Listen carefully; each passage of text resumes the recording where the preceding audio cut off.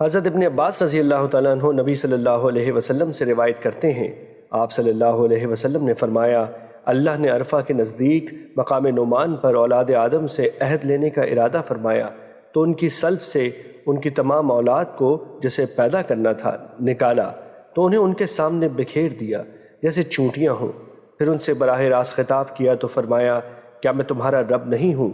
سب نے کہا، کیوں نہیں، ہم اس پر گواہ ہیں۔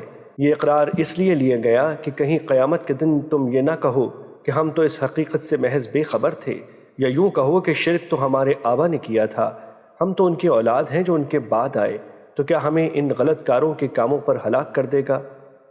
مشکوٰۃ المصابیح حدیث نمبر 121۔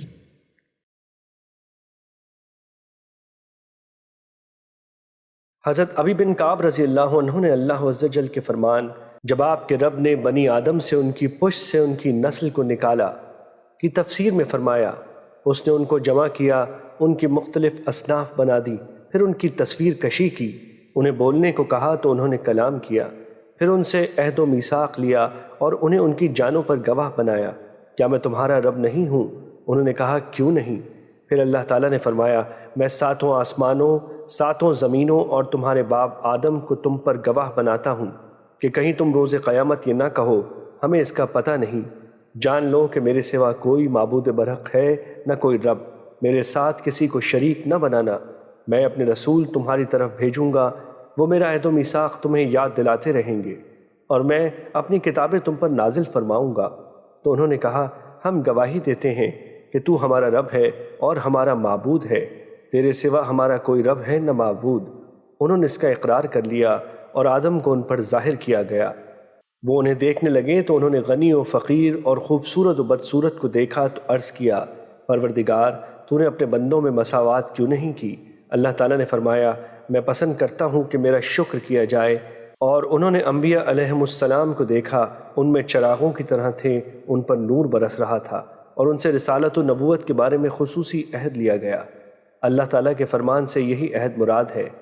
ترجمہ: اور جب ہم نے تمام نبیوں سے آپ سے نوح، ابراہیم، موسیٰ اور عیسیٰ بن مریم علیہم السلام سے عہد لیا تھا۔ عیسیٰ علیہ السلام ان ارواح میں تھے تو اللہ نے انہیں مریم علیہ السلام کی طرف بھیجا۔ ابی رضی اللہ تعالیٰ عنہ سے بیان کیا گیا ہے کہ اس روح کو مریم علیہ السلام کے منہ کے ذریعے داخل کیا گیا۔ مشکوٰۃ المصابیح حدیث نمبر 122۔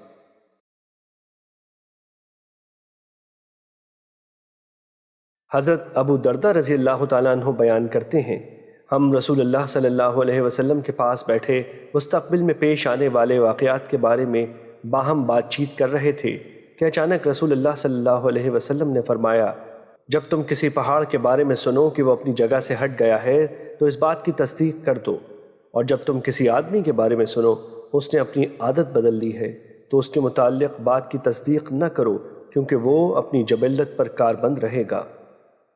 مشکوٰۃ المصابیح حدیث نمبر 123۔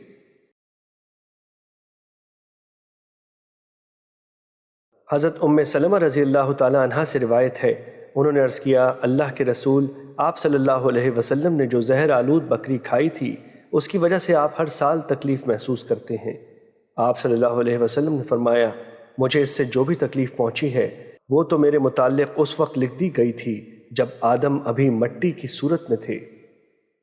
مشکوٰۃ المصابیح حدیث نمبر 124۔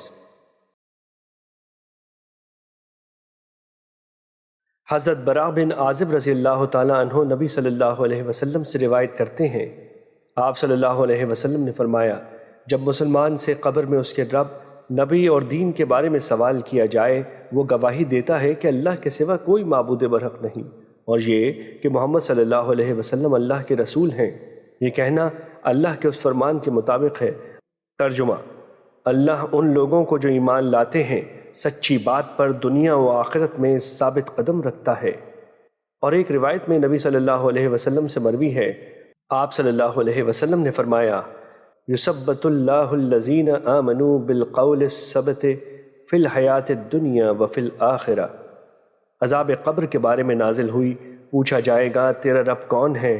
تو وہ کہے گا میرا رب اللہ ہے اور میرے نبی محمد صلی اللہ علیہ وسلم ہیں۔ مشکوٰۃ المصابیح حدیث نمبر 125۔